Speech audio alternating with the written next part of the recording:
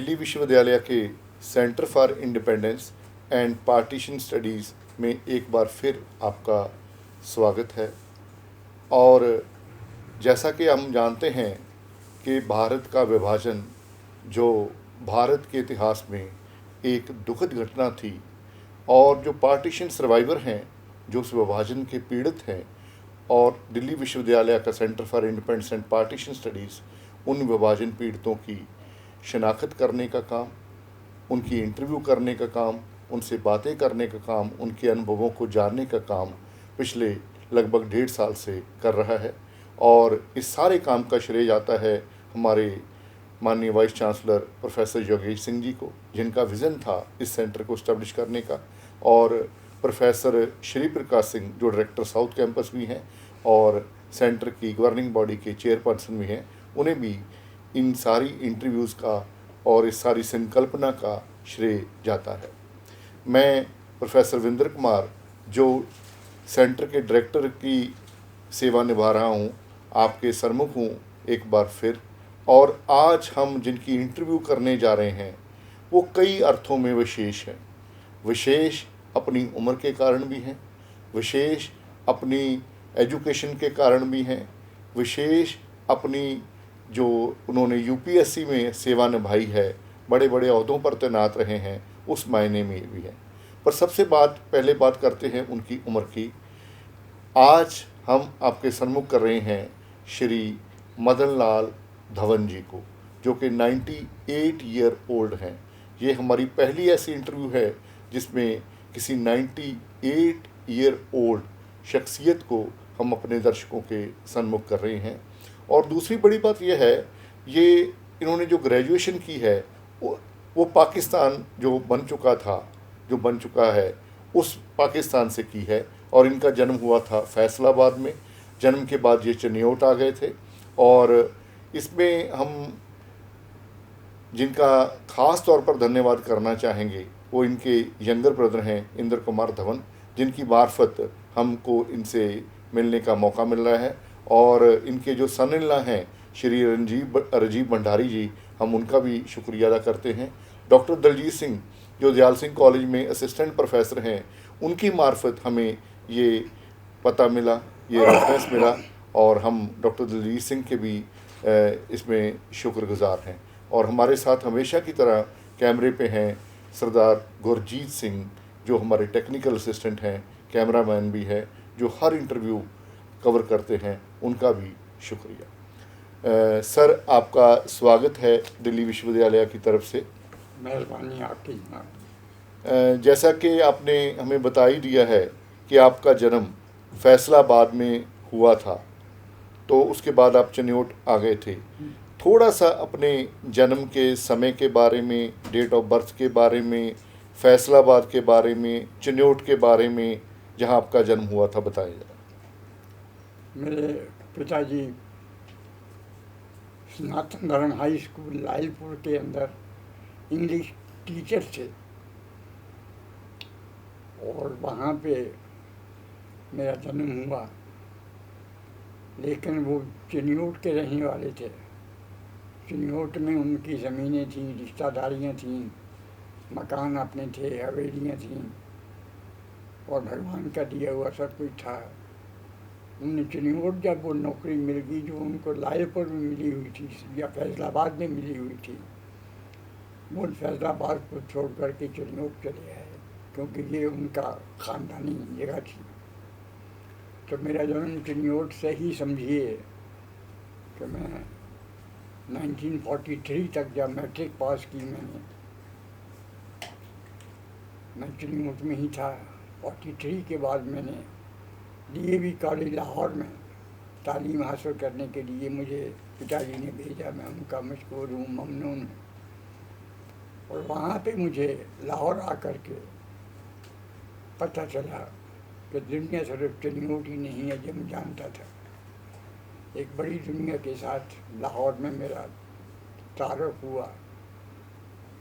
मैं लाहौर को समझने की कोशिश भी करता रहा। भगवान राम के लड़के लब का शहर था, मशहूर शहर था। लोग कहते थे जिसने लाहौर नहीं देखा उसने देखा ही क्या है। जिन्हें लाहौर नहीं देखा और जमिया ही नहीं। वो जमे ही नहीं। यहाँ पे आकर के मैंने एक चीज़ जो बड़ी इम्पोर्टेंट मेरी नज़रों से गुजरी, वो ये थी कि कम्युनलिज्म फिरका परस्ती जोर पकड़ चुकी थी। मुसलमान आमतौर पे अमीर घराने के ज़मींदार लोग पावर को हासिल करने की कोशिश कर रहे थे। हिंदू और सिख नॉलेज हासिल करने की कोशिश कर रहे थे। डीएवी मूवमेंट, सनातन धर्म movement, even Khalsa Sikh movement education की तरफ ध्यान देने लगी। हिंदू सिख ये पढ़ने लगे, आगे भी सोचने लगे। यहाँ के मेरे जो मेजॉरिटी थी मुसलमानों की, उनका ताल्लुक पढ़ाई के साथ नहीं रहा। वो फ्यूडलिज्म में ही घूम रहे थे। वेयरएज लाहौर का हिंदू और सिख मॉडर्निटी की तरफ सोच रहा था और एक किस्म से नई हिंदुस्तान की बुनियाद रखी जा रही थी। पंजाब के अंदर महात्मा हंसराज जी, गोस्वामी गणेश दत्त जी और भी कई लीडरों ने, पंडित गोवर्धन लाल जी और भी बहुत से लोगों ने बहुत काम किया हिंदुओं और सिखों में एजुकेशन का मैयार बढ़ाने के लिए। बहुत से हिंदू लड़के मैट्रिक पास करने लगे, इंटर पास करने लगे, ग्रेजुएट होने लगे, पोस्ट ग्रेजुएट होने लगे। मैं भी उन कुछ नसीबों में से एक था। पार्टीशन हो गई। पार्टीशन से पहले ही हम कुछ बात करना चाहेंगे। पहले वजह गुलजार कहूँ न कहूँ, वजह गुलजार कहूँ न कहूँ, वजह गुलजार कहूँ न कहूँ, कौन है कितना गुनाहगार कहूँ न कहूँ, कौन है कितना गुनाहगार कहूँ न कहूँ। वाह, मैं ये नहीं जानता, वो मेरे आज तक नहीं समझ सका। 98 साल की उम्र तक कि पार्टीशन की ज़रूरत क्या थी। पार्टीशन से ज़्यादा नुकसान मुसलमानों का हुआ। हिंदू तो एकजुट हो गए, मुसलमान 3 हिस्सों में बट गए, हिंदुस्तान, पाकिस्तान और बांग्लादेश। और तीनों की आय ज़िंदगी मुख्तलिफ गुजर रही है। और सबसे बेहतरीन जो रह रहे हैं वो हिंदुस्तान का मुसलमान रह रहा है, हर लिहाज से, तालीम के लिहाज से, इकनॉमिक्स के लिहाज से और भी सब लिहाज से, अवेयरनेस के लिहाज से। और वो डार्क गलियों के अंदर ही घूम रहे हैं अभी तक, और शायद कितनी देर और लगे मैं जानता नहीं। आपने बड़ी एक महत्वपूर्ण बात कही है कि जब आप ग्रेजुएशन कर रहे थे, ये 47 के आसपास का दौर था, तब हिंदू और सिखों में जो होड़ लगी थी वो ज्ञान हासिल करने की थी, वो एजुकेशन हासिल करने की थी। इसका और मुसलमानों में जो होड़ लगी थी वो लगी थी पावर हासिल करने की, पावर हासिल करने की, पावर हासिल करने की। पर मैं इसका सबसे बड़ा फायदा जो हुआ जी हिंदुओं और सिखों को, तो हिंदू और सिख जब अपने घरों से निकाल दिए गए, उनके साथ जो जुल्म बीता, जिसका मैं भी एक शिकार हूँ, ज़बरदस्त शिकार हूँ। मेरी ज़िंदगी 1947 से लेकर 58 तक बहुत सख्तियों में गुजरी, जैसा भी था हालात थे।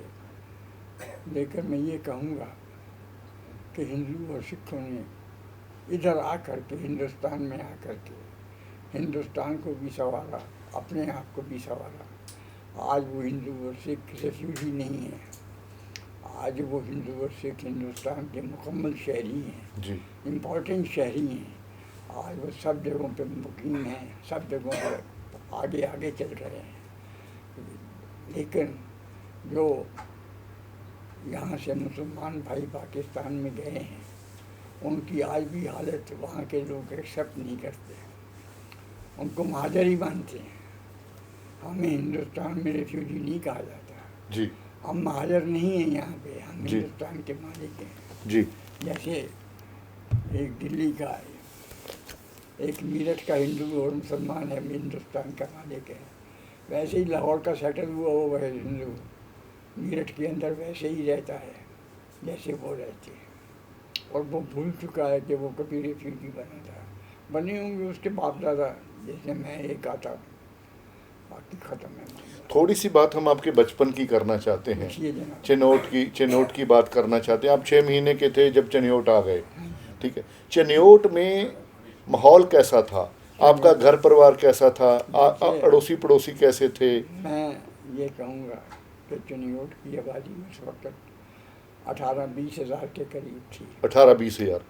जिसके अंदर 500 सिख थे, 500 सिख, 6-7 हज़ार हिंदू थे 6-7 हज़ार हिंदू, और 11 हज़ार मुसलमान थे। 11 हज़ार मुसलमान मुसलमान थे। यानी कि मुसलमान बहुल इलाका था ये। बहुत बहुत इलाका था।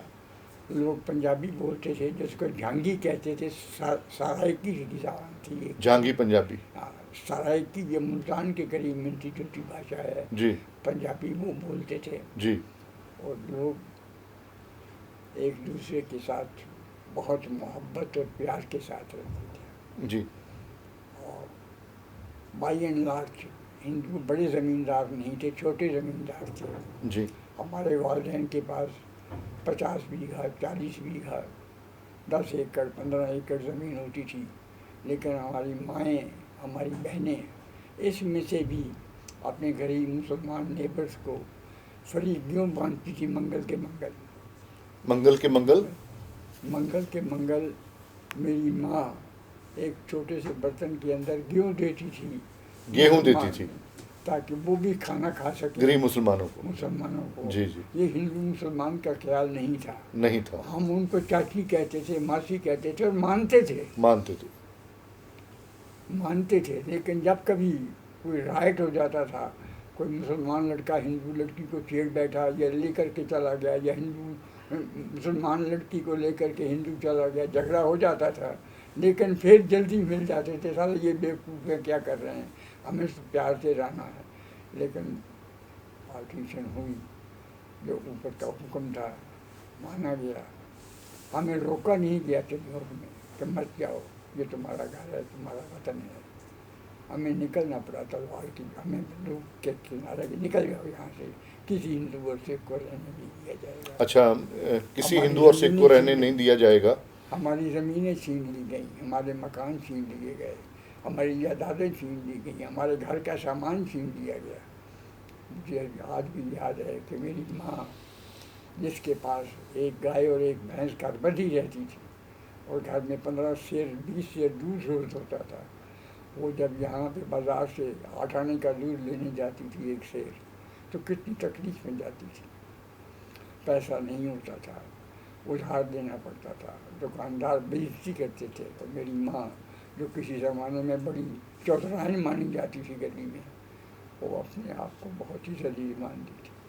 और मैं होश में था, मैं अकल में आ चुका था, और मुझे माँ की हालत दुखती थी, मैं भूल नहीं सकता आज तक। लेकिन वो वक्त भी गुजर गया। मैं हिंदुस्तान का मशहूर हूँ, हिंदुस्तान का ममनून हूँ कि वक्त उन्होंने तो निकाल दिया जहाँ पे पता नहीं कितनी सदियों से हम रह रहे थे।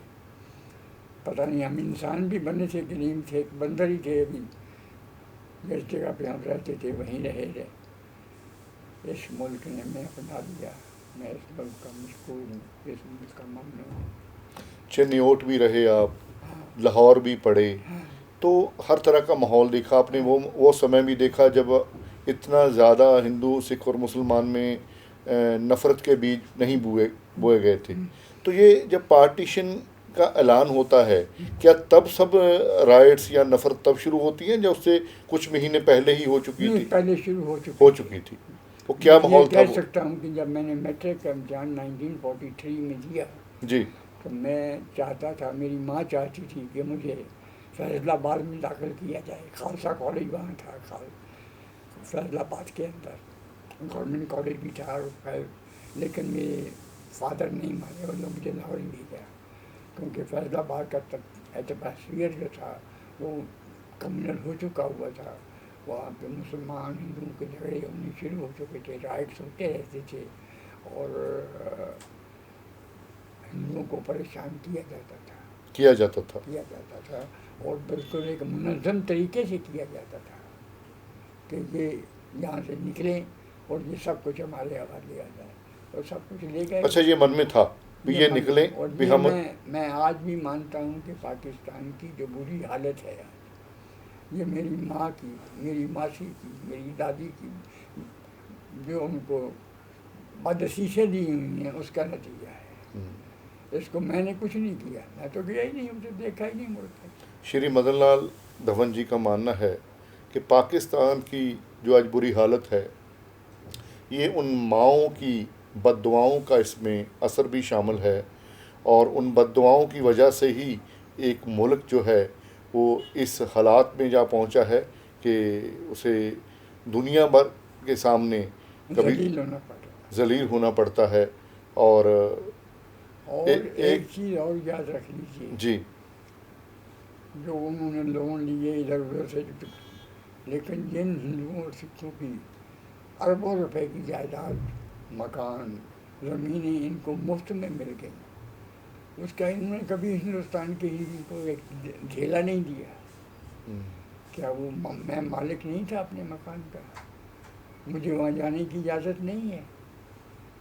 सब कुछ छीन लिया गया इन लोगों से। अच्छा, आप वहाँ क्या क्या छोड़ के आए और कैसे आए, ये बताइए। आप देखिए साहब, मेरे वालिद साहब एक सीनियर टीचर से इंग्लिश के जी, सेकंड मास्टर थे स्कूल के अंदर, हाई स्कूल के अंदर, और वो 60 एकड़ ज़मीन थी हमारी। 60 एकड़ ज़मीन थी आपकी। और उसके अलावा एक हवेली थी जी, जिसको हम तबेला कहते थे जी, जिसमें हमारी गाय भैंसें और घोड़ी बंधी रहती थी। मकान थे 3 हमारे, जिसमें एक में हम, मेरे फादर रहते थे, और दूसरे में उनके कज़न रहते थे, और एक में चाचा रहते थे। अपने मकान थे, और तीनों मकानों का एरिया कम से कम 20 मरले तो था ही। और बड़े शहर के धुन के अंदर एक महफूज मोहल्ले में थे इन लोगों के। जी। सब कुछ होता हुआ भी हम भूखे नंगे होके निकाल दिए गए वहाँ। वो निकलने का सिलसिला कैसे हुआ, कैसे आए? रेलगाड़ी से आए, हाँ, पैदल आए? ये भी एक बड़ा, जब निकलना था वहाँ से जी, तो ये फैसला हुआ कि चनियोट के लोगों को, हिंदुओं और सिखों को 3 रेलगाड़ियाँ ले आएंगी वहाँ से अमृतसर। जी, तो 3 रेलगाड़ियाँ आई, जिसके अंदर हिंदू सिख मिलिट्री भी थी रखवाली के लिए। तीनों गाड़ियाँ लाहौर पहुँची। फिर फैसला किया गया इनको कहाँ भेजना है। एक गाड़ी लुधियाने भेजी गई, एक गाड़ी न्यू दिल्ली स्टेशन पे भेजी गई, और एक गाड़ी कानपुर भेजी गई। आज भी चनियोट के पहाड़गंज के अंदर न्यू दिल्ली स्टेशन के साथ उनकी फैमिली हिंदुओं की जो वहाँ पे आबाद हो गई, आज भी रह रही हैं। आज भी उनको चनियोट का सिर्फ नाम याद है और कुछ पता नहीं है, लोग भूल चुके हैं। लेकिन मैं जब भी उन लोगों से मिलता हूँ, उनकी माँ का, उनके बाप का, उनके चाचे का, उनके मामे का, उनके फूफे का, उनके मूसे का नाम लेता हूँ तो हैरान हो जाते हैं कि हमें तो उनकी शक्लें भी याद नहीं है, मर चुके, बेखत्म हो गए, बुजुर्ग को आज भी सब पता है। बेटे, जो भी किया गया 1947 के अंदर एक बहुत बड़ा जुल्म था, और जिसको अंग्रेज़ और मुसलमानों ने मिल के साथ अंजाम दिया। और कुछ लोग अपने भी होंगे जो उनके साथ बिल्कुल ठीक है, अपने इंटरेस्ट अंग्रेज़ों या की, हो सकता है मुल्क के लार्जर इंटरेस्ट के लिए। एक चीज़ मैं ज़रूर कहूँगा जी, कि पार्टीशन के बाद रेफ्यूजी जो वहाँ से आए वो कंफर्टेबल हो गए। वो कंफर्टेबल हो गए। कंफर्टेबल हो गए वक्त आने के बाद। जी, कुछ साल गुजरे जो मुसीबत के थे, लेकिन उसके बाद वो कंफर्टेबल हो गए, खामोश हो गए, और वो हिंदुस्तान की सोसाइटी के अंदर यूँ गुड मिल गए हैं जैसे उनकी कोई सेपरेट हैसियत की ज़रूरत ही नहीं थी। जी। अच्छा, आपका परिवार तो महफूज शायद आ गया था पूरा, आपके किसी रिश्तेदार को जान माल की कोई हानि हुई हो बहुत बड़ी? हुई है। अच्छा, वो कौन थे, क्या हुआ? देखिए, मेरे फादर के कज़न थे, जी, उनको चनियोट से निकलने से पहले छुरे से मार दिया। छुरे से मार दिया। और बीवी का मुझे पता नहीं क्या हुआ उसके साथ, लेकिन साहब मैं लाहौर नहीं भूला अभी तक। मैं इतना कहूँगा लाहौर नहीं भूले। कि जब कभी एक हिंदुस्तान की गवर्नमेंट को, हिंदुस्तान की सोसाइटी को लगे तो इस शहर को हिंदुस्तान को मिलना चाहिए। लाहौर हिंदुस्तान को मिलना चाहिए। लाहौर के बिना ये लव का शहर, भगवान राम के लड़के का कसूर कुछ, ये कैसे छोड़ दिया। अच्छा, कसूर कुश का शहर है। कुछ छोटे छोटा भाई था उसने, जी जी, लव कुश, कसूर लव का लाहौर, कुश का लाहौर लव कसूर। का शहर है। लाहौर के अंदर, पुराने किले के अंदर एक जगह थी जहाँ पे हम माथा टेकने जाते थे। कहते थे कि ये गडवी जो रखी हुई है, या जो वो बर्तन सा रखा हुआ है, ये लव के ज़माने का है और उसको पूजा करो। सब सर झुकाते थे। मैं लाहौर को न भूला है न भूलूंगी। मुझे लाहौर की गलियाँ, लाहौर बहुत नफीस शहर था। ज़ौक़ ने कहा है, कौन जाए ज़ौक़ दिल्ली की गलियां छोड़कर। उसके लिए और ज़ौक़- मदन लाल जी कह रहे हैं कि जो लाहौर की गलियां छोड़ने का दर्द है वो भी बहुत बड़ा दर्द है, बहुत जिस बड़ा है। जो आज तक वो बोल नहीं पाए। आप लाहौर छोड़ के तो आ गए यहाँ, तो सबसे पहले किसी रिफ्यूजी कैंप में आना हुआ? क्योंकि आपकी तो अच्छी खासी याददाश्त होगी, आप तो ग्रेजुएट थे, नौजवान थे तब। कहाँ आए सबसे पहले, जो ट्रेन से उतर के पहला रात नहीं, गुजारी? पहले जब हम अमृतसर आए, अच्छा, अमृतसर आए पहले। मेरे ननिहाल अमृतसर थे, जी मेरी माँ के मायके, जी मेरे मामू जान अमृतसर में थे। जी। लेकिन अमृतसर हम कुछ कर नहीं सकते थे। हमारे वाले साहब टीचर थे, उन्होंने अप्लाई किया 3-4 जगह पे, और कुछ पंजाब में किया।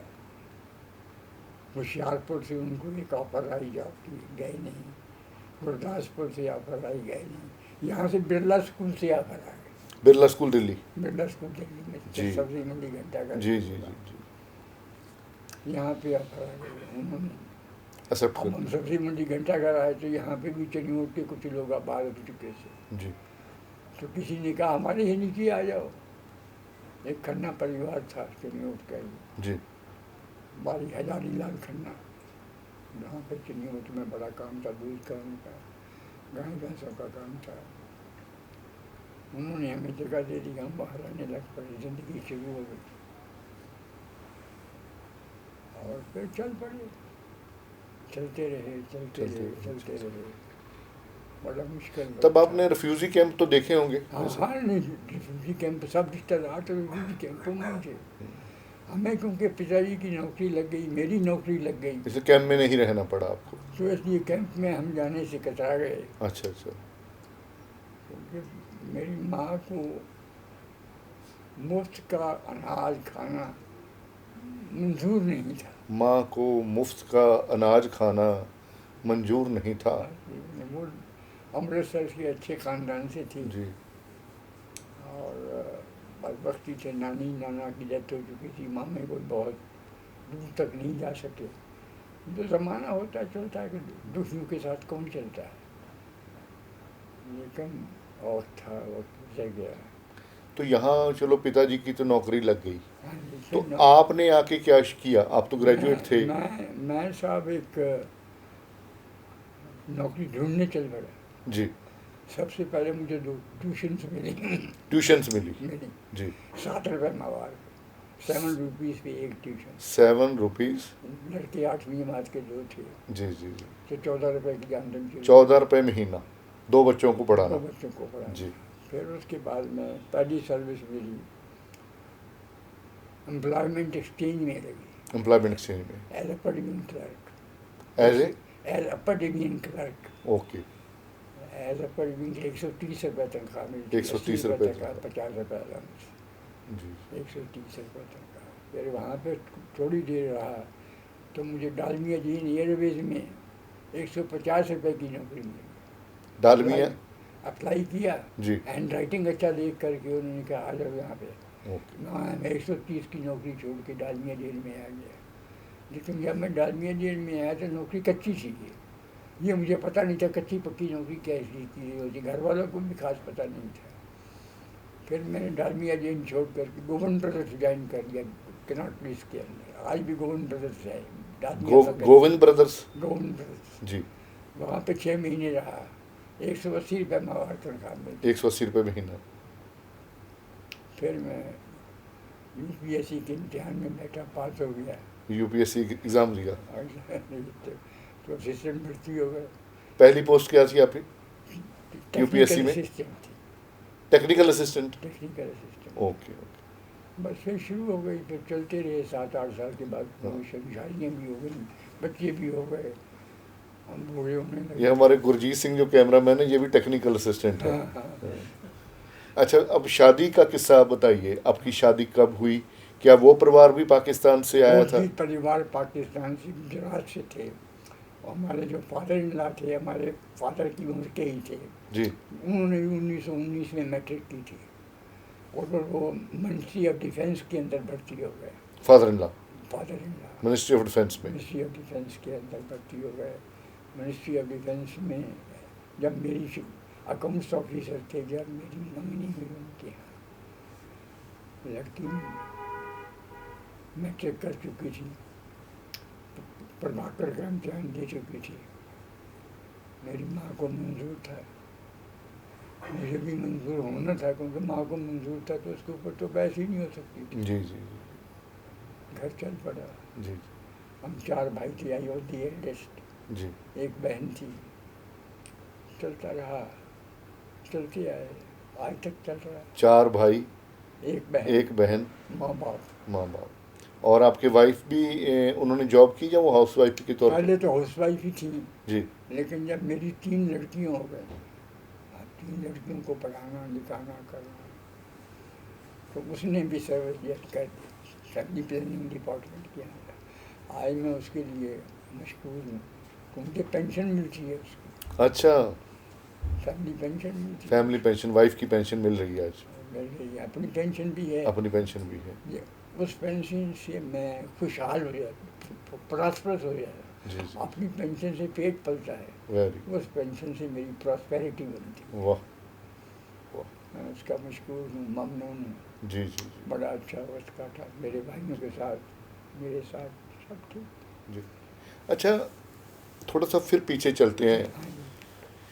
पार्टीशन के लिए जिम्मेवार किसको मानते हैं? अंग्रेज को मानते हैं? जिम्मेवार में पंडित जवाहरलाल नेहरू को मानता पंडित जवाहरलाल नेहरू को मानते हैं। क्यों मानते हैं? हूँ। क्योंकि जिना उसको हिंदुस्तान का प्रधानमंत्री नहीं बनने देते। तो जिन्ना का कोई रोल नहीं है इसमें? अगर देखिए जिना को ये सेकेंड ऑप्शन थे। अच्छा। क्योंकि हिंदुस्तान का प्रधानमंत्री बनना बड़ी चीज़ थी। जिन्ना पाकिस्तान का प्रधानमंत्री बन सकता था, प्रेसिडेंट बन गया। अदरवाइज अगर पंडित ही मान जाते कि Jinnah may be prime minister of India and I will be deputy prime minister, तो पार्टीशन ही ना होता। हाँ, अच्छा, आप ये सोचते हैं कि अगर पंडित जवाहरलाल नेहरू मान जाते उस हैं? ज़माने की प्रेस में, उस ज़माने की बातचीत में ये साफ नज़र आता है। साफ नजर आता है कि अगर पंडित जवाहरलाल नेहरू मान जाते भी जिन्ना प्राइम मिनिस्टर बने तो ये पार्टीशन नहीं होती। पार्टीशन। तो अंग्रेज का रोल? अंग्रेज तो देखिए, अपनी बसात बिछाई उसने। देखिए अंग्रेज बात उनको कम्युनिस्ट रशिया खा रहा था कि इधर से रशिया आ जाएगा और हिंदुस्तान पे काबिज हो जाएगा। अंग्रेज को ये डर था। वो मुसलमानों के साथ चहचहाने लगा, मुसलमानों के साथ चहचहाने लगा, उनकी दोस्ती करने लगा अंग्रेज। अंग्रेज। अच्छा, ब्रिटिश गवर्नमेंट मुसलमानों की तरफ झुकाव था। और कांग्रेस का हिंदू जो था, he was not against the Britishers, he was against the foreign rule. हाँ, कांग्रेस का Hindu was against the foreign rule, not only Britishers. लेकिन अंग्रेज ने मुसलमानों को अपने साथ गांठ लिया, अंग्रेज ने मुसलमानों को गांठ लिया, जिससे पार्टीशन हो गई। जिससे पार्टीशन। क्योंकि ये इलाका जो था पंजाब का, NWFP का, ये बलूचिस्तान का, इस इलाके को कम्युनिज्म से बचाना था उन्होंने। अच्छा, उनको डर था भी रशिया इधर कैप्चर कर लेगा। रशिया का डर था, रशिया का डर था। क्योंकि उस ज़माने में काफ़ी मुसलमान एजुकेटेड जो थे वो कम्युनिस्ट हो गए थे, जिससे कैफी आज़मी कम्युनिस्ट हो गए। कैफी आज़मी बड़ा नाम था। बड़ा नाम था उसका। जी जी जी जी ये कम्युनिस्ट थे, जी लेकिन मुसलमान थे। जी। जब वक्त पड़ा तो मुसलमान ज़्यादा थे, कम्युनिस्ट कम थे। कम्युनिज्म एक ढोंग था और इस्लाम एक सच्चाई थी उनके लिए उनके लिए। कम्युनिज्म एक ढोंग था, इस्लाम एक सच्चाई थी। पाकिस्तान के अंदर बहुत ऐसे मुसलमान मुस्लिम लीगर थे जो कम्युनिज्म कहते थे, कम्युनिस्ट कहते थे अपने आप को। अच्छा लेकिन जो हिंदू और सिख था वो कम्युनिस्ट था, वो कम्युनिस्ट था। अच्छा, हिंदू सिख जो था उसके लिए धर्म बाद में था, कम्युनिज्म वो पहले कॉमरेड था। वो कॉमरेड था, उसके लिए मतलब अपना धर्म बाद में था हाँ, और कम्युनिस्ट होना पहले था। जबकि पाकिस्तान में उल्टा था, वो मुसलमान पाकिस्तानी मुसलमान जो एजुकेटेड थे, जी पढ़े लिखे, अनपढ़ को तो छोड़िए उसको, जी जी जी बड़ी small percentage of Muslims are educated. और उस ज़माने में मार्क्सिज्म को ट्रांसलेट करवाया गया उर्दू में, हिंदी में नहीं था, उर्दू में था। अच्छा, मार्क्सिज्म के जो जितना भी फलसफा था उर्दू में ट्रांसलेट करवाया पहले गया। उर्दू में था, पहले उर्दू में हुआ। जैसे मुसलमान पढ़ने लगे। जी जी जी हिंदू किसी हिंदू ने पढ़ लिया, किसी ने नहीं पढ़ा। लेकिन हिंदू भी कॉम्रेड बने, हिंदू भी कम्युनिस्ट बने, कम्युनिस्ट बने, लेकिन मूवमेंट नहीं बन सकी। मूवमेंट नहीं बन सकी। कहीं पटे करारा में बनी हो तो मैं जानता नहीं हूँ, लेकिन हमारे पंजाब में नहीं बन सकी। लेकिन मुसलमान इवन टुडे, आज जिस वक्त इतना ज़माना नवे हम रह रहे हैं 2025 में, आज भी कुछ लोग अपने आप को मुसलमान हैं लेकिन कम्युनिस्ट कहते हैं, हम लेफ्टिस्ट हैं, हम प्रोग्रेसिव हैं, हम थॉटफुल हैं या नहीं, मेरा ख्याल नहीं है। अच्छा, आपका ख्याल नहीं है, कहते प्रोग्रेसिव हैं पर है नहीं। जी जी जी। लेकिन हिंदू अगर है तो कमिटेड है। हिंदू कमिटेड है। कमिटेड है। कमिटेड टुवर्ड्स किसकी तरफ कमिटेड है? देखिए, हम पाकिस्तान में थे, जी। इंडियन थे, हिंदू थे, पार्टीशन हो गई। तो मेरे फादर कई बार डिस्कस करते थे, हम पाकिस्तानी हिंदू हैं। हम पाकिस्तानी हिंदू हैं, ये कहते थे। ये कहते थे, लेकिन जब इधर आ गए तो मेरे को पाकिस्तानी तो नहीं है, लेकिन वो कहते थे कि थोड़ा सा पीरियड में पाकिस्तानी हिंदू था। तो मेरा मुल्क पाकिस्तान डिक्लेयर हो गया, मैं क्या कर सकता। अच्छा, मतलब उनकी कमिटमेंट जो रही थी अपनी धरती के साथ रही। धरती भी के साथ। ठीक है, मैं जहाँ रह रहा था वो पाकिस्तान बन गया, ठीक है, तो मैं क्या कर सकता हूँ? मैं क्या कर सकता भी मैं तो पाकिस्तानी हिंदू हूँ। पाकिस्तानी हिंदू। ओके। उसने अपने आप को पाकिस्तानी मान, मैं भी कई बार अपने आप से ये सवाल करता हूँ आज भी, जी इवन टुडे, जी। कि मैं पाकिस्तानी हिंदू हूँ या नहीं हूँ। पर आपने तो कह दिया ना, मुझे भारत ने बहुत कुछ दिया है। बहुत कुछ दिया है। जी। मैं बड़ा मशहूर हूँ, ममनून जी। सब। एक बड़ी बेहतरीन इंस्टीट्यूशन में, यूनियन पब्लिक सर्विस यूपीएससी में मुलाजमत। अच्छा, मेरा दफ्तर शाहजहां रोड पे था शाहजहां रोड पे। और मैं पंडारा रोड रहता था। अच्छा, पंडारा रोड ही रहते थे, पास ही। 4 मिनट लगते थे मेरे ड्राइंग रूम से, मेरे बेडरूम, मेरे ड्राइंग रूम से मेरे दफ्तर के रूम। मतलब ये गवर्नमेंट अकोमोडेशन होगी आपकी। घरेलू अकोमोडेशन थी।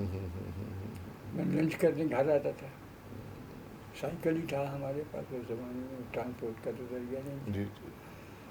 मैं घर खाना खाने आता था, दोपहर में 1 बजे आया, खाना खाया, चल जी। वो बस गुजरा और बहुत गुजरा। 1960 में मैं गया। अच्छा, पंडारा रोड पे। एक समय तो ये हो गया पाकिस्तान बनने वाला समय, जिसमें आप पंडित जवाहरलाल नेहरू को दोषी मानते हैं। मैं दोषी देखिए, हाँ। बात ये होती है कि वो किन हालात से गुजर रहे थे। पंडित जी। पता नहीं मेरे हालात वो होते तो मैं क्या करता। अब उनके सामने ये एक सवाल था कि मैं प्रधानमंत्री बनूं या तो मैं करियर उनके Gandhi was not interested to become prime minister, otherwise सबसे बड़े लीडर तो वो थे। तो इन दोनों में से एक ने प्रधानमंत्री बनना था। ये बड़ी भारी चीज़ मानी जा रही थी उस जमाने में। चर्चिल और दी प्रधानमंत्री of great Britain world war 2, वो बड़ी भारी चीज़ थी। बहुत बड़ी चीज़ थी। वो लोगों के सामने एक इमेज बन के चमकता था। जी जी। पर फिर भी चलो तीन सूत्रधार तो है ना, एक तरफ नेहरू, दूसरी तरफ जिन्ना और तीसरी तरफ अंग्रेज, है ना। और तीनों की गलतियों की वजह से ये पार्टीशन, हाँ, अंग्रेज की तो गलती नहीं थी, उनका तो एक जाना पहचाना एक मॉडल था। उनको पता था भी भारत एक दिन विश्व ताकत बनेगा और जल्दी बन सकता है, तो मुल्क के टुकड़े करने में शायद उनका इसलिए इंटरेस्ट हो। देखिए जिस वक्त अमेरिका बना जी, ये स्टेट्स इकट्ठी की गई 1776 में। 1776 जी। अंग्रेज को अपनी गलती का पता लग गया अच्छा, कि ये बना करके हमने अपने से ज़्यादा पावरफुल एक स्टेट पैदा कर दी।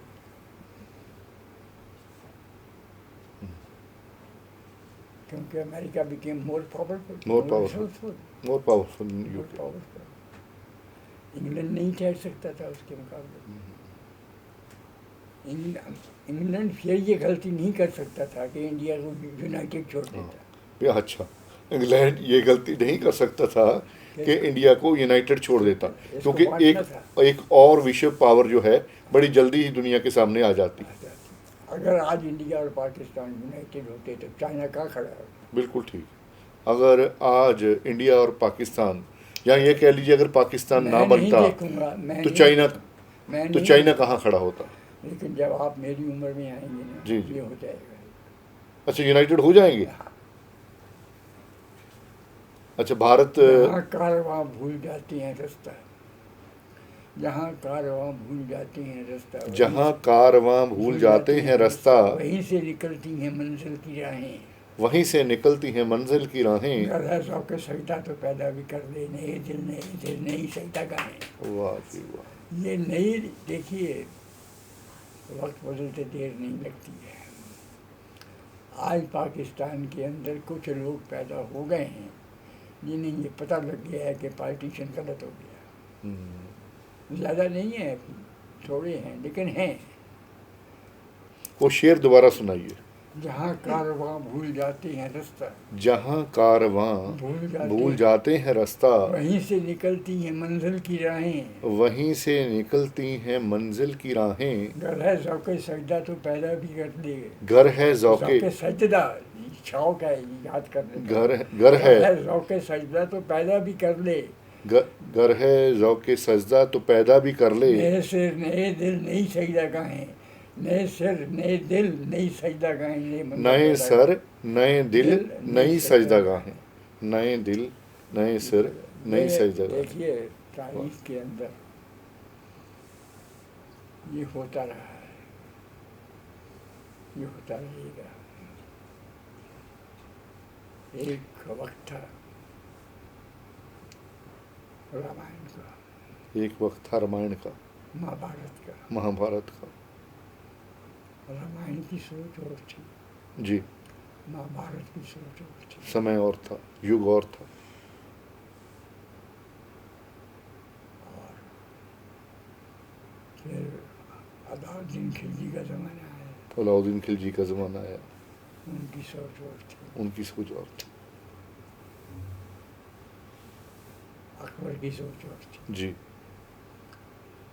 उसकी कोशिश थी जितनी हिंदू लोग थे, हिंदू रानियाँ, हिंदू शहजादियाँ, मुसलमानों से ब्याह तो ठीक रहेगा, बच्चे पैदा होंगे तो मुसलमान ही होंगे। उसने तबलीग नहीं की, शादियाँ करवाई। औरंगजेब ने बेवकूफ़ी करी, तलवार की जोर पे औरंगजेब ने तलवार चलाई, वहाँ पर बदनाम हो गया, ख़त्म हो गया। लेकिन यहाँ पे अकबर ने, हुमायूं ने, जहांगीर ने, जी शाहजहां ने, जी दारा शिकोह ने, तारा शिकोह। उन्हें पता था कि प्यार के रास्ते से चलो। पर बाबर तारीख के अंदर, जी 5000 साल की तारीख के अंदर सिर्फ एक हिंदू राजा महाराजा रणजीत सिंह, जो हिंदुस्तान से बाहर हमला करने गया है अफगानिस्तान तक। 5000 साल के इतिहास में एक हिंदू राजा, सिर्फ एक हिंदू राजा, वो भी सिर्फ अफगानिस्तान तक, जो हिंदुस्तान का हिस्सा था, जी वहाँ तक गया है, आगे नहीं गया। अच्छा, मतलब बाहर हमला करने सिर्फ महाराजा रणजीत सिंह गए हैं। एक अच्छा, महाराजा रणजीत सिंह को आपने हिंदू राजा क्यों कहा, सिख राजा क्यों नहीं कहा? I am Punjabi, you are a Punjabi. मैं सिखिज्म के नज़दीक हूँ। जी Sikhism was actually, it was not a new religion. It was a, वो कहते हैं ना, लड़की पैदा हुई, उसको फॉर्म किया गया, उसको रिफॉर्म किया गया, फिर ट्रांसफॉर्म किया गया, तब शादी की। This was the transformation of Hinduism. Sikhism was the transform of Hinduism. Hinduism। जब मुसलमानों का यहाँ पे इन्फ्लुएंस बढ़ा, जी, उस इन्फ्लुएंस को न्यूट्रलाइज करने के लिए हिंदुओं में से सिख बने, ये कहना चाह रहे हैं आप? जाके जो समझदार लोग जो थे, जी वो कुछ बातें इस्लाम की मान रहे थे। ओके। तो उन्होंने सोचा कि यहाँ पे हिंदू गलत हो गया या ख़त्म, क्योंकि हर थॉट जो है ये वक्त के साथ बदलता रहता है। अगर आप कहेंगे कुरान शरीफ फाइनल है, साहब फाइनल तो नहीं है, गीता फाइनल तो नहीं है। हर वक्त के साथ अपनी अपनी चीज़ें ज़रूरतें बदलती रहेंगी। यानी कि आप हिंदू और सिखों में डिवाइड नहीं मानते, नो, एक ही है। Transformation, this is only transformation. Transformation, okay. Reformation क्या, तो ट्रांसफॉर्मेशन नहीं कहना। अच्छा, जो इतना बड़ा दुखांत भारत ने भोगा, हम कभी याद करते हैं यहूदियों के दुखांत की, उनके कंसंट्रेशन कैंप की, यहूदियों के साथ जो भी हुआ, उन्होंने उस पर सैकड़ों फिल्में बनवाई, हज़ारों किताबें लिखी, नोबेल प्राइज़ मिले। और एक यहूदी परिवार में अगर बच्चा पैदा होता है तो उसके पैदा होने के कुछ साल के बाद उसको अपने इतिहास के बारे में संपूर्ण जानकारी होती है, भी हमारे साथ हिटलर ने ये किया, हमारे साथ ये हुआ, हमें कैसे उजाड़ा गया। पर जो हम अपनी जनरेशन को देखते हैं, उनको हमने कभी जी इतिहास को जी ठीक ढंग से पढ़ा नहीं, पढ़ाया नहीं। हमने इतिहास को ना ठीक ढंग से पढ़ा है और ना पढ़ाया है। आप देखिए कि हैदराबाद, आंध्रा के अंदर हिंदू राजा थे जी जो मलेशिया तक कंट्रोल करते थे, बर्मा कंट्रोल करते थे। उनका जिक्र नहीं है, मुगलों का है। क्या राजे थे वो, क्या नाम था उनका, पर्टिकुलर कम्युनिटी के राजे के, उनके जो हिंदू राजा थे, उनका राज उन्होंने दिल्ली की तरफ नहीं देखा, रंगून की तरफ देख लिया। अच्छा, रंगून की तरफ देख लिया, ये ज़रूर। लेकिन यहाँ पे क्या होता रहा कि साला एक बार पृथ्वीराज चौहान हार गया, हिंदू ख़त्म हो गए, कोई जिक्र ही नहीं उनका। फिर सब मुगलों की हिस्ट्री, मुसलमानों की हिस्ट्री, राजा दाहड़ को ख़त्म कर दिया गया सिंध के अंदर। वैसे दिल्ली विश्वविद्यालय ने अब पहल की है।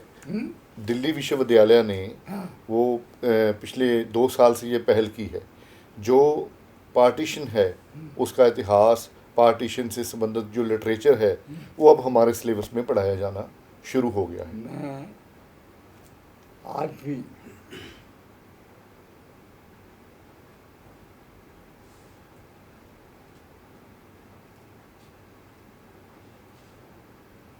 अभी हिंदू माइंड को और सेकुलर होने की ज़रूरत नहीं है। अभी हिंदू, माइंड को ज़्यादा सेकुलर होने की ज़रूरत अच्छा, हिंदुओं को ज़्यादा सेकुलर होने की ज़रूरत नहीं है। क्यों? क्योंकि दूसरे जो है अभी कम्युनल है। ओके।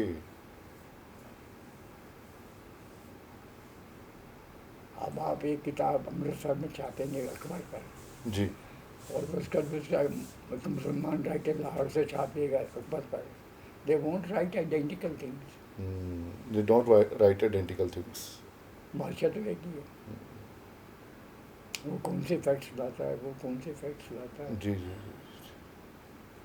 जी। यहाँ मैं बताना चाहूँगा, जिनसे हम आज बात कर रहे हैं पार्टीशन के बारे में, श्री मदन लाल दवन जी, वो खुद एक बहुत बड़े राइटर हैं, और उनकी ये किताब है vision of A meaningful life.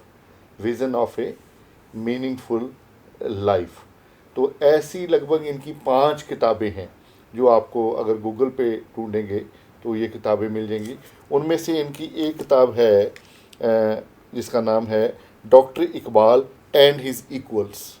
Doctor Iqbal and equals. और इसके अलावा भी 3 किताबें और हैं। एंशिएंट पॉलिटिकल थॉट के अंदर, ancient political thought. Ancient political thought के अंदर मैंने डॉक्टर जे.डी. सेठी है, वो अमेरिका में हैं, जी। सेठी साहब के साथ मिलकर एक किताब लिखी थी। Doctor JD. सेठी के साथ जे.डी. मिलकर। सेठी ने, हाँ जे.डी. सेठी, जयदेव सेठी नहीं, जे.डी. सेठी, जोगिंदर सेठी नाम था। जोगिंदर सेठी। अब वो अमेरिका में है। Ancient political thought. Ancient political thought, उसमें मेरा एक चैप्टर था कौटिल्य पर। कौटिल्य पर उस एक चैप्टर है। एक चैप्टर जी कौटिल्य पर जी जी था। जी। प्रॉबेबली मैं समहाउ, पता नहीं क्यों, मुझे कौटिल्य की ज़िंदगी बहुत इम्प्रेस करती है। चाणक्य की ज़िंदगी चाणक्य की ज़िंदगी बहुत इम्प्रेस करती है आपको। जिस वक्त मैं सोक्रेटिस पढ़ रहा था, प्लेटो पढ़ रहा था, वो किताब लिखने के लिए, क्योंकि उसके एंशिएंट पॉलिटिकल थॉट में तो सोक्रेटिस ही पढ़ाया जाता था। हमारे कोर्स में भी उसी के ऊपर क्वेश्चन आते थे, प्लेटो के ऊपर, अरिस्टोटल के ऊपर। तो सोक्रेटिस बेचारे को तो, चाणक्य को तो कोई पूछता नहीं था। ये तो बाद में कुछ बिहार के अंदर हुआ, लोग जागे और एक नई थिंकिंग आई, तो चाणक्य इम्पोर्टेंट हुए इंडिया की थिंकिंग। अदरवाइज ये थे कहाँ जब हम पढ़ रहे थे पॉलिटिकल थॉट 1957-58 में, तब तो चाणक्य का नाम भी नहीं था।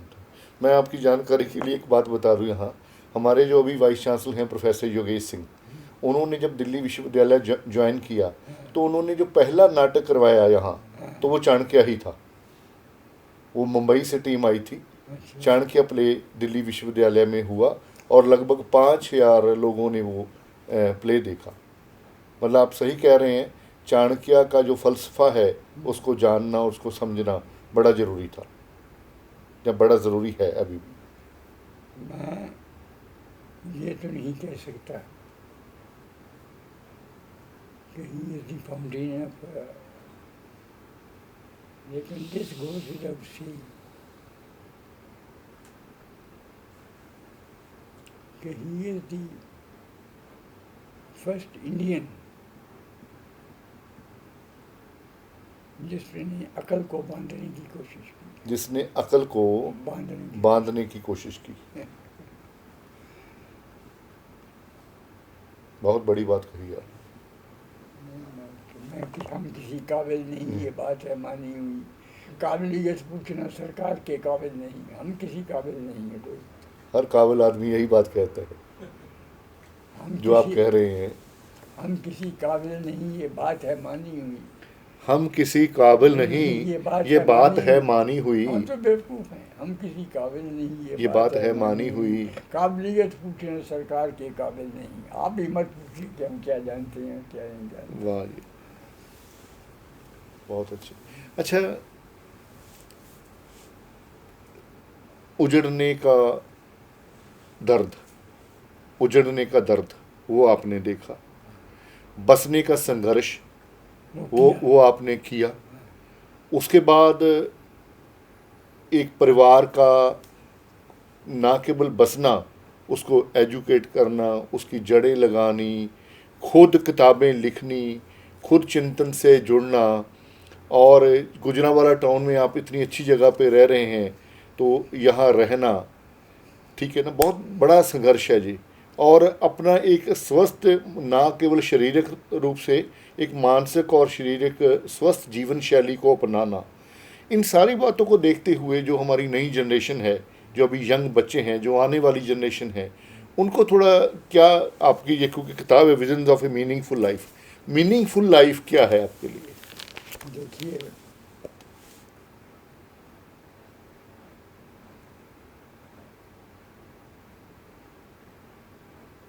जो भूख जो पीठ मंगी दुआ कि मेरी खुदा को खबर न हो, मैं इस नतीजे पे पहुंचा हूँ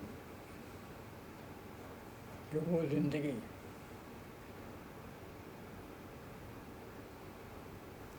जो अनसीन, अननोटिस्ड, क्वाइटली गुजर जाए, बगैर किसी से कुछ मांगे, कुछ दे चलो, मांगो नहीं, उसका मुकाबला नहीं। जो ज़िंदगी अनसीन, अननोटिस और बिना किसी से कुछ मांगे गुजर जाए, उसका कोई मुकाबला नहीं। जो ज़िंदगी नाम के चक्कर में गुजर जाती है, जो ज़िंदगी नाम के चक्कर में गुजर जाती है, ये बन जाऊँ, वो बन जाऊँ, जी जी, वो ज़िंदगी भूखी रहती है। वो ज़िंदगी भूखी रहती है। मैं एट द एज ऑफ 40 भी नहीं थे, 38, 39, I had an heart attack. Okay. कुछ ऐसे सर्कमस्टांसेस थे जिनसे मैं गुजरा,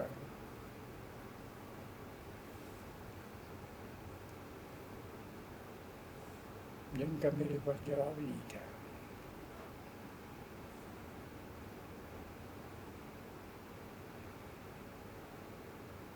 मैं पी गया।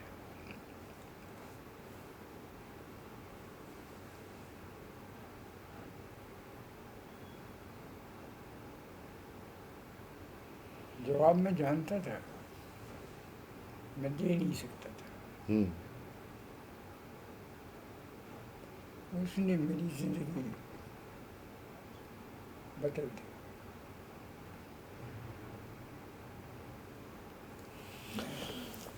कब खुदा जाने खुदा है या नहीं, मुझे पता नहीं है। हमारे हाल की उसको खबर क्या, हमारे हाल की उसको खबर क्या, हमारे हाल की उसको खबर क्या, कभी पूछा नहीं है। बहुत कुछ है यही कहना हमारा, हमें कुछ आपसे कहना नहीं है। खुदा जाने खुदा है या नहीं है, ये मुझे पता नहीं है। खुदा जाने खुदा है अगर वो है तो मेरे ऊपर मेहरबान रहा है, मैं उसका मशकूर हूँ। अगर वो नहीं है तो ठीक है, नहीं है, मुझे क्या फर्क पड़ता है, लेकिन मैं उसको याद नहीं करता, क्योंकि वो इंटरफियर न समझे कि मेरे मामले में दखल दे रहा है। चुप करके गुजर जाना चाहता हूँ। अभी बात कर रहे थे आप भी, जो आने वाली जनरेशन है, मतलब इमोशनल लेवल पे भी, हेल्थ के लेवल पे भी, संघर्ष के लेवल पे भी, एजुकेशन के लेवल पे, क्योंकि ये सारी बातें आपके सवालों से निकल के आई हैं। पहली बात आपने ये कही थी भी हिंदू और सिखों ने एजुकेशन अपना ली, मुसलमानों ने जायदाद बनानी शुरू कर दी, जहाँ पावर को अपना जीवन का एक उद्देश्य बना लिया, और हिंदू सिखों ने एजुकेशन को बना लिया।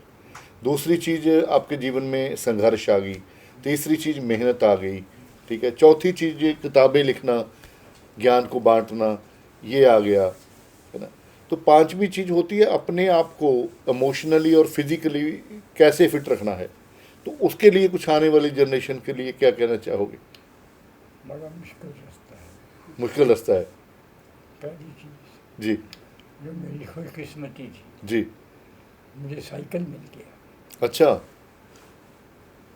जब मैं घर से दूर होता था तो 1 घंटा साइकिल चलाना, आना, 1 घंटा जाना, ओके, साइकिल चलाते थे आप? साइकिल चलाते। उस वक्त मैं अपने आप से बात करता था, अपने आप से बात करना, ये होगी ना पहली बात, अपने आप से बात अपने करना। आप से बात करता। जी जी। और आजकल मैं क्यों जिंदा हूँ, वो इस टेलीफोन की वजह से। अच्छा। ये छोटा टेलीफोन जो है, ये बोलता रहता है, मैं सुनता रहता हूँ, मैं समझता रहता हूँ ये बकवास है, ये रियलिटी है, जी, इसी में ही मेरा टाइम गुजर जाता यानी दो चीज़ें हो गई, एक अपने आप से बात करना, एक दूसरों से बात करना, दोनों चीज़ें ज़रूरी है, है। जरूर। दोनों ज़रूरी है। अपने आप से जो आदमी बात नहीं करता, जी, वो पत्थर हो जाता है। जो अपने आप से बात नहीं करता वो पत्थर हो जाता है। अपने से बात करना बहुत जरूरी जी जी। इसका मतलब विभाजन के समय इस मुल्क के जो लीडर थे उन्होंने अपने आप से बात नहीं की है। नहीं, है, तभी विभाजन हुआ। only person who understood that what we are doing wrong, but we have to do it, that was Gandhi. अच्छा, गांधी को पता था भी हम क्या गलत कर रहे हैं। गांधी को किसी मुसलमान ने नहीं मारा, हिंदू ने मारा। हम्म, Gandhi was not killed by a Muslim. आज पाकिस्तान में कुछ लोग हैं जो मानते हैं इस बात को, वो तो हमारे लिए मर गया, अच्छा, वो मानते हैं भी गांधी हमारे लिए मरे। हमारे लिए मर गया। ओके। देखिए भाई साहब, ये मामूली डेवलपमेंट नहीं है, ये सोच आना ही बहुत बड़ी डेवलपमेंट है। कोई और हिंदू बताइए जो इस्लाम के लिए मरा हो। अच्छा, एक और बात बताइए, आप चिन्योट को याद करते हैं, लाहौर को याद करते हैं, तो वहाँ जो दोस्त थे आपके होंगे या वो परिवार को जानने वाले होंगे, तो भारत में आने के बाद कभी उनसे कोई राबता हुआ? बहुत। अच्छा। एक लड़की है साजिदा, जी। डॉक्टर साजिदा, जंग के अंदर जंग यूनिवर्सिटी की वाइस चांसलर रही है। डॉक्टर साजिदा जंग यूनिवर्सिटी की वाइस चांसलर रही है। जी। उसने मेरी इकबाल की किताब को उर्दू में ट्रांसलेट करवाया है, अच्छा अच्छा अच्छा अच्छा। और उस किताब की इंट्रोडक्शन के अंदर लिखा है जी कि ऐसे भी हिंदू मौजूद हैं जी। जो अपने खुदाओं के साथ, अरविंद के साथ, रविंद्रनाथ टैगोर के साथ इकबाल का मुकाबला करते हैं। क्या हम मुसलमानों में दम है कि टैगोर के साथ इकबाल का मुकाबला करें, कि अरविंद के साथ इकबाल का मुकाबला करें? हम उनको नहीं क्या ही समझेंगे। यहाँ एक आदमी आता है जो ही इज देयर इक्वल, मैं सौरत का मशहूर हूँ, ममनून हूँ। पर बाद में तो इकबाल मतलब भारत विरोधी के रूप में भी सामने आए थे।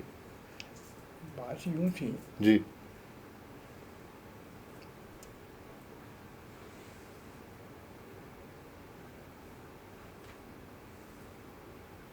कि जब मुल्क के अंदर एक फिजा बनने लगी, जी।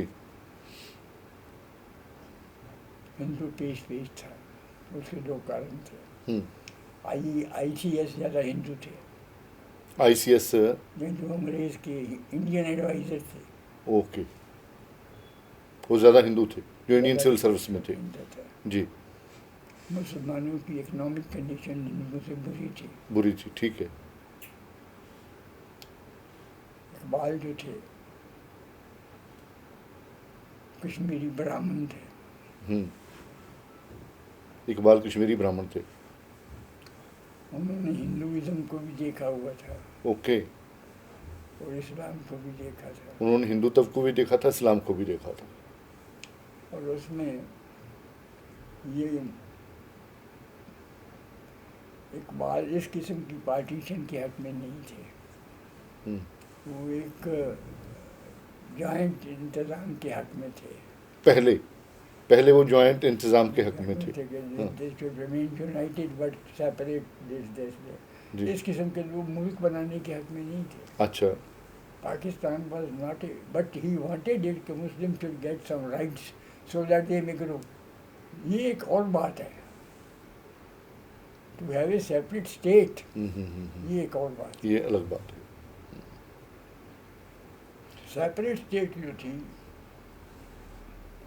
That was a consequence of rivalry between Jinnah and British interest. और एक तरह से कई बार मैं सोचता भी हूँ इस बारे में कि अगर ये पाकिस्तान की आर्मी जो कर रही है, जो पिछले 75 साल से इसने किया है, अगर यही इंडियन आर्मी का पार्ट ही रहती तो क्या हाल होता। अगर यही इंडियन आर्मी का पार्ट रहती अच्छा तो क्या क्या हाल होता है? क्या हाल होता हमारा। अच्छा, जो पाकिस्तान की आर्मी पिछले 75 साल से कर रही है, अगर ये अगर भारतीय सेना का ये हिस्सा होती। आज हमारी आर्मी एक लॉयल सिंसियर चुप करके काम करने वाली है, डिसिप्लिन्ड आर्मी है। आप ऑर्डर देती है वो मान लेती है जी। अगर ये हमारी आर्मी के साथ मिली हुई होती तो हालात यहाँ भी बदतर होते। और मुसलमान इंडियन आर्मी के अंदर अंग्रेज़ों ने ज़्यादा भर्ती किए थे अच्छा, इस ख्याल से कि हिंदू मेजॉरिटी जो अगर आर्मी में आ गए तो हिंदू मेजॉरिटी जो वोट कर जाएगी तो मुश्किल हो जाएगी मुसलमान माइनॉरिटी को मेजॉरिटी की। अंग्रेजों ने जानबूझकर मुसलमान आर्मी में ज़्यादा भर्ती किए थे। अच्छा। और अब नतीजा क्या हुआ कि पार्टीशन जब हो गई, इंडिया के अंदर आर्मी कम थी, थोड़े से लोग भी थे, राजपूत हरियाणा हरियाणा के लोग आर्मी में भर्ती होते थे, आम इंडियन तो इंटरेस्टेड ही नहीं था। अफसर हो जाते थे खानदानी लोग, बाकी लोग तो इंटरेस्टेड ही नहीं थे। लेकिन पाकिस्तान का तो हर एक आदमी सोल्जर बनने को तैयार था। वो सारे छा गए। पॉलिटिक्स टोटल कंट्रोल आदमी की कंट्रोल। बिल्कुल सही बात है जी। अच्छा, जितनी आपको राजनीति की समझ है, क्योंकि पॉलिटिकल थॉट आपका एरिया रहा है, जितनी आपको शायरी आती है, ठीक है, वो मतलब कमाल है। और तीसरी चीज़ मैं ये पूछना चाहूँगा कि पाकिस्तान उस वहाँ के चनियोट के, फैसलाबाद के, लाहौर के समय के कुछ कोई गीत, कोई कहावतें, कुछ कहानियाँ भी कुछ याद हैं जो अब यहाँ नहीं बोली जाती? कुछ ऐसे गीत के कोई बोल हो, कोई कहावत हो, कोई मुहावरा हो, ऐसा? कई याद है। कुछ सुनाइए, कोई बात सुनाइए। जे मेरे विच ऐब न हुंदे, जे मेरे विच ऐब न हुंदे, जे मेरे विच ऐब न हुंदे, तू बख्शे न कैनू, तू बख्शेगा किनू, तू बख्शे नू, तू किसको माफ करता। अच्छा। ये मेरे विच ऐब न हुंदे, तू बख्शे न कैनू, तू बख्शे ना किनू, कैनू बख्शता है जी। ये मेरे विच ऐब न हुंदे, तू बख्शे न कैनू। दरिया को अपनी मौज की तुग़यानियों से काम, दरिया बह रहा है, दरिया को अपनी मौज की तुग़यानियों से काम, तुग़यानियों में से काम। तुग़यानी में तो या पावर फ्लड आया वो। जी जी जी जी। दरिया को अपनी मौज की तुग़यानियों से काम, तुग़यानियों से काम, कश्ती किसी की पार हो या दरमिया रहे, कश्ती किसी की पार हो या दरमिया रहे। बहुत।